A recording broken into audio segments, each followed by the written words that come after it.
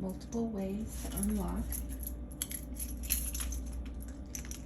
Does not open, immediately locks when closed.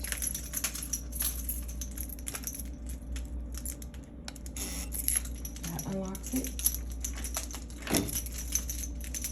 Immediately locks back. Fingerprint unlocks it.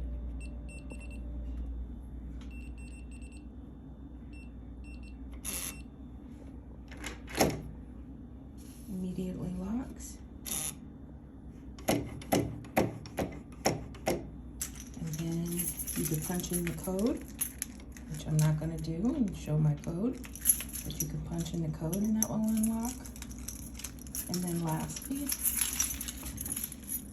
if all else fails, let's say the battery is dead or whatnot, there is a little key.